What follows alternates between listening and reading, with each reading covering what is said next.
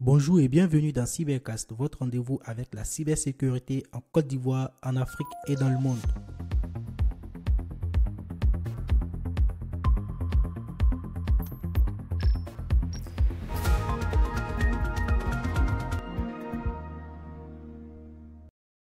Bonjour à toutes et à tous et bienvenue dans la rubrique Cyber-Écho du podcast Cybercast où l'on revient ensemble sur les faits les plus marquants de l'actualité cybersécurité. Pour ce deuxième numéro, nous allons nous focaliser sur l'actualité du mois de juillet 2025. Au programme, nous allons parler des cyberattaques sur des infrastructures africaines. Nous allons parler de fuite de données, des défaillances critiques sur Microsoft SharePoint. Nous allons parler également des failles exploitées dans Cisco et une attaque spectaculaire sur la ville de Saint-Paul aux États-Unis. Ici, on ne rentrera pas dans les détails techniques, donc pas besoin d'être expert pour suivre. Je vous explique tout simplement l'essentiel en moins de 20 minutes.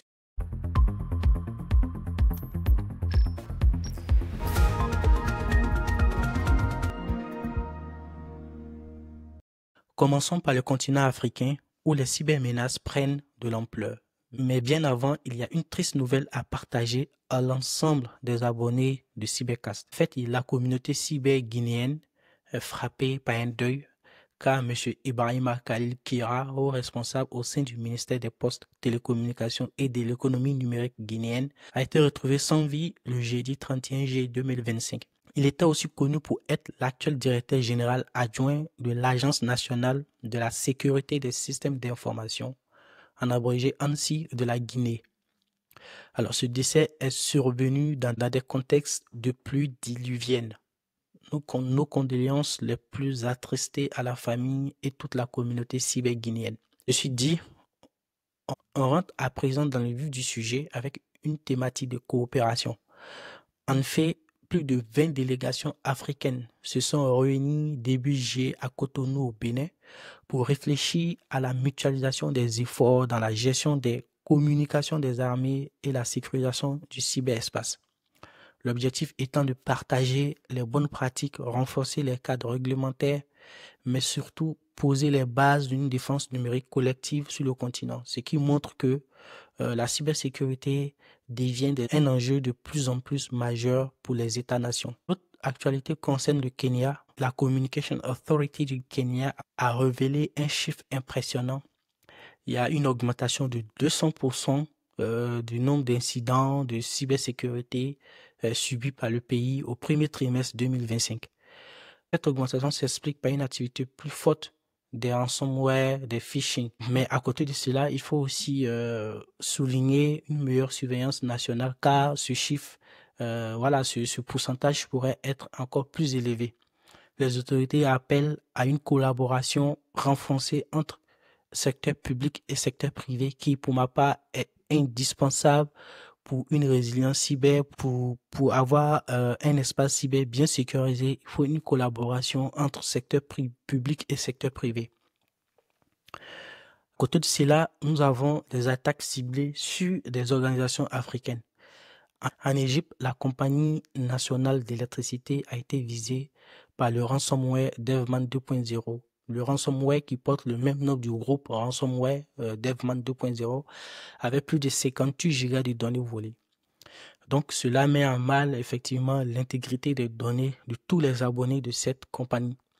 Au Nigeria, il y a eu un accès distant à un serveur de la Chartered Institute of Bankers qui a été mis en vente sur le dark web. En Namibie, la mairie d'Otjiwarongo a été paralysée par une attaque, tout comme des entreprises au Kenya et en Afrique du Sud.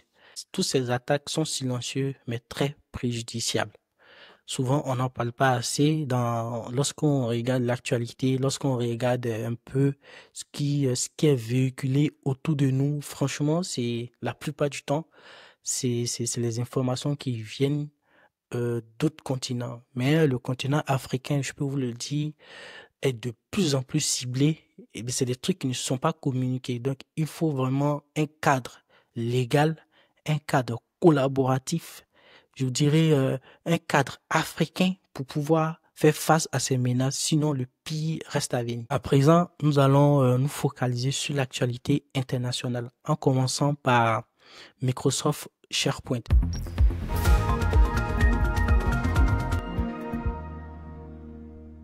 Comme vous le savez peut-être, au cours du mois de juillet, le logiciel SharePoint on-premise, c'est-à-dire qui est hébergé en local, a été la cible d'une campagne mondiale de cyberattaque.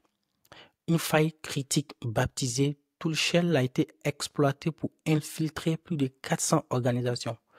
Alors, le groupe qui est à l'origine de cette attaque est appelé Warlock, qui a utilisé un ransomware du type Warlock. Ces membres ont en effet utilisé la faille pour exfiltrer les clés cryptographiques et obtenir un accès permanent au système. Microsoft n'a pas encore fourni de correctifs, en tout cas au moment de l'enregistrement de cet épisode, n'a pas encore fourni le correctif complet et recommande une surveillance renforcée. Mais pas que ça, il y a aussi une fuite de données chez Qantas en Australie. La compagnie aérienne Qantas a confirmé que 57 millions de données clients ont été compromises. Ces informations provenaient du programme de fidélité Qantas Frequent Flyer, hébergé sur un environnement GitHub mal sécurisé. Aucune rançon n'a été réclamée à ce jour, mais des vérifications internes sont en cours. Et ensuite, le sujet sur WeTransfer, qui a effectué une mise à jour très controversée des conditions générales d'utilisation. Alors, qu'est-ce qui s'est passé?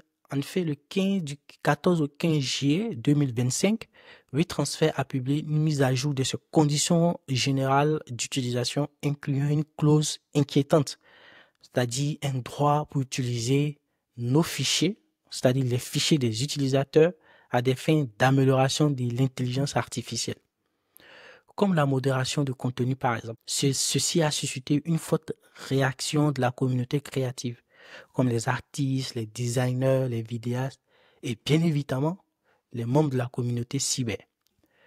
Résultat, face aux critiques, le 16 juillet, le WeTransfer est revenu sur sa décision et a supprimé toute référence au machine learning de ses conditions générales d'utilisation, assurant qu'il ne partage pas, ne vend pas et n'utilise pas les fichiers pour entraîner des modèles d'IA sans autorisation explicite. Quelque chose qui reste à vérifier. Une information qui peut rassurer les utilisateurs, c'est que le syndicat Equity, qui est dans le secteur culturel britannique, a obtenu des garanties formelles de WeTransfer qui s'engagent à ne jamais vendre ou entraîner des modèles IA, bien évidemment, avec le contenu d'utilisateur, sauf accord explicite futur. Donc, c'est cela mettre en avant la force d'une communauté. Vous voyez, s'il n'y avait pas une communauté active, une communauté qui veillait sur ce genre de choses, WeTransfer, c'est quelque chose qui est utilisé. Même moi, j'ai déjà utilisé WeTransfer.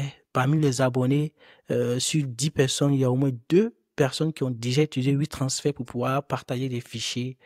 Et imaginez un instant que ces données soient récupérées à des fins d'entraînement d'IA. Le risque derrière, c'est que les données peuvent se retrouver demain dans la nature. Je pense qu'il y a Clément Domingo, alias Sax, qui ne fait que parler de ces sujets. L'IA, c'est bien, mais l'IA aussi a ses dangers. Je vous invite à suivre Clément Domingo pour plus de contenu. Nous allons à présent parler d'une attaque spectaculaire. Sans trop rentrer dans le détail, en fait, la ville de Saint-Paul aux États-Unis a été victime d'une attaque majeure qui a paralysé les systèmes municipaux. La garde nationale cyber aux États-Unis a dû être déployée pour aider à contenir l'incident. Vous voyez un peu. En fait, les gens ne s'en rendent pas compte. La cybersécurité, demain, ça sera le terrain de la guerre. Attrapé à travers une attaque de cybersécurité. Voilà les conséquences. C'est-à-dire, ça a paralysé en fait tous les systèmes municipaux. C'est-à-dire, s'il y a quelqu'un qui doit faire mariage, parce qu'aujourd'hui, tout se fait en ligne, tout se fait par le biais de l'Internet. Donc, sûrement que des gens ont voulu faire le mariage. À cause de cet incident de cybersécurité, rien n'a pu être, on va dire, voilà, ça a paralysé tout simplement. Je suis tellement un peu choqué que je ne sais pas les mots. Comprenez-moi. Donc, c'est un peu ça. Du coup, la garde nationale cyber, l'équivalence de l'ANSSI Côte d'Ivoire, en quelque sorte, ou bien l'ANSSI France ou l'ANSSI Guinée a été déployé pour pouvoir aider à contenir un peu la cyberattaque. Donc voilà un peu ce que je pouvais dire sur ça, les services essentiels qui ont été affectés. Et puis l'autre information capitale, c'est que les services essentiels ont été affectés pendant plusieurs jours. Wow. À présent, parlons de Cisco et SysEd. C'est deux grosses entreprises qui fournissent des solutions de cybersécurité, des solutions informatiques de manière générale aux entreprises à travers le monde, qui sont des gros fournisseurs d'ailleurs. Alors, il a été découvert que donc des vulnérabilités très critiques, notées 10 selon le scoring CVSS, le Common Vulnerability Scoring System. Voilà, ces vulnérabilités ont été exploitées activement. Les entreprises utilisatrices ont été sommées de mettre à jour rapidement leur système pour éviter une compromission totale. Donc, pour ceux qui utilisent des équipements Cisco, c'est le lieu de se rapprocher des différents partenaires, de se rapprocher du fournisseur pour avoir plus de détails, parce qu'actuellement, il y a une faille très critique, très grave, qui est exploitée activement. Alors, pour terminer avec ce point sur l'international, il y a eu le démantèlement de l'équipe qui est derrière XSS.is. Alors, XSS.is, anciennement appelé Damage Lab, était l'un des fournisseurs, on peut le parler, on peut se permettre de dire était, parce que ça a été démantelé, était l'un des forums russophones les plus influents du dark web depuis 2013. Avec environ plus de 50 000 membres et 110 000 discussions. Il servait de marketplace pour des données volées, des malwares, des accès compromis, etc. Alors, ce sont ce type de plateforme que Clément Domingo, alias Sachs, appelle le Amazon de la cybersécurité. Voilà, Amazon du dark web. Donc, sur ces genre de forums, typiquement, on va trouver toutes les données qui sont volées, les cartes d'identité, le passeport, etc., etc. Donc, qu'est-ce qui s'est passé réellement? Comment est-ce que ce démantèlement a eu lieu? Le 22 juillet, un individu soupçonné d'être l'administrateur principal a été arrêté à Kiev, qui est la capitale ukrainienne, dans le cadre d'une coopération coordonnée par la police française, Europol et les autorités ukrainiennes. Du coup, le 23 juillet, cette opération a permis à tous ces acteurs-là de mettre la main sur le domaine principal de XSS.is. Du coup, le domaine a été saisi et désormais, lorsque vous partez sur l'URL http://xss.is, vous verrez que voilà, il y a le message des différents participants, le message officiel en français d'ailleurs, ou on peut le traduire en anglais, bien évidemment. Le message officiel qui montre que ce groupe cybercriminel a été démantelé. Alors, merci pour cet épisode. On retient tout simplement que la menace cyber, qu'elle soit locale, c'est-à-dire en Afrique, ou mondiale, continue d'évoluer, se sophistiquer et toucher tous les secteurs. En Afrique, les chiffres s'envolent et les infrastructures essentielles sont de plus en plus ciblées. On a vu avec le cas de la compagnie d'électricité en Égypte, par exemple.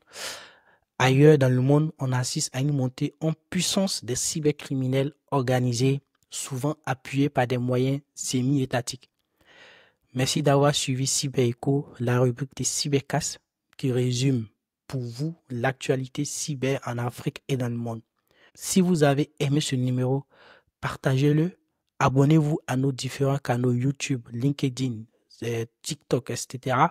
Et surtout, restez vigilants, informés et cybersécurisés. Merci.